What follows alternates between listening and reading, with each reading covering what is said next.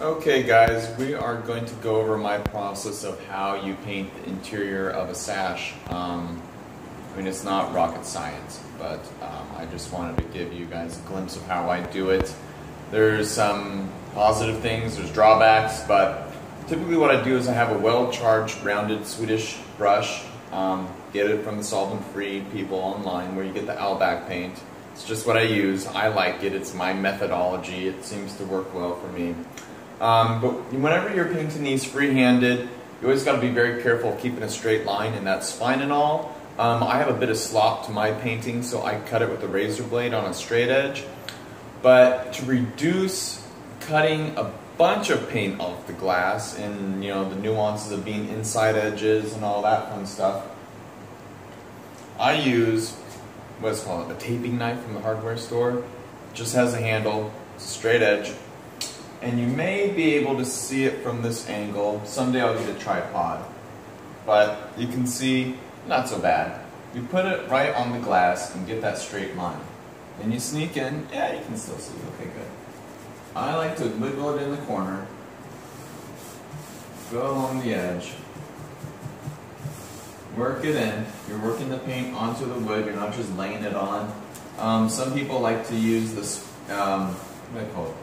Air sprayers for paint. I don't know. I like the idea that I'm working the paint into the wood and actually working it in there. You just lay it on, maybe it just lays there. I don't know. So I do it on the same process here. I get in the corners because excess buildup does fall into the corners. And I just do a very light coat of paint.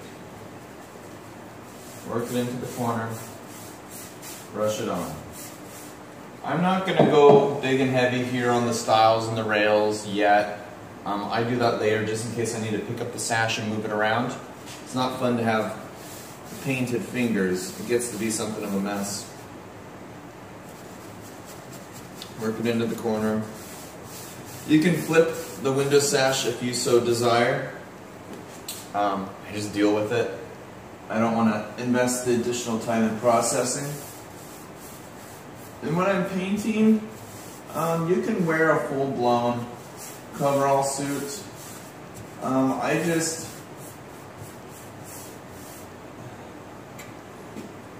There. I wear a hickory shirt. I have a vest whenever I'm working, so I have pockets available. I wear these coveralls. They're probably waterproof by now because of all the oil and sash putty and paint. This is what I work with. You can wear an apron. I just don't recommend just wearing your pants and a shirt because then it gets really messy all the time, and it feels really refreshing when you take off all this shop clothing and underneath you're wearing a button-up and a nice pair of trousers. So you kind of feel more like a professional when you dress like one.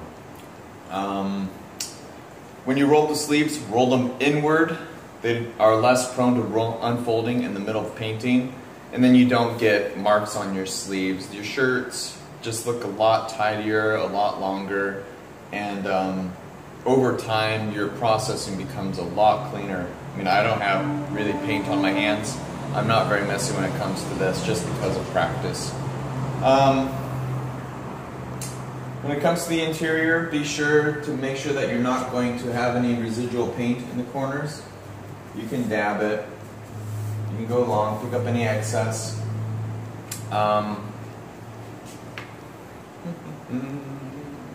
Let's pick you up. Like I said, eventually I'll get the thumb out of the way. I'll have a tripod, don't worry. So you can see, I mean, there's still slop, there's still paint on the glass. Don't get me wrong, this ain't perfect. I'm not perfect. Nobody's perfect. Don't have unrealistic expectations of you or others. It just makes for a more imperfect world. So, there you have it. That's just the inside of painting. There's a whole lot more to it. I'll be posting more throughout the day. Today's painting day. And I mean, processes always change. They're always evolving. There's always something going on. And I'm always doing things slightly different. It's a practice. It's a practice and a process. So, it's always growing, always more. So So cool. Well, thanks for watching. I'll put it up, and hopefully this is helpful. Cool. Thanks.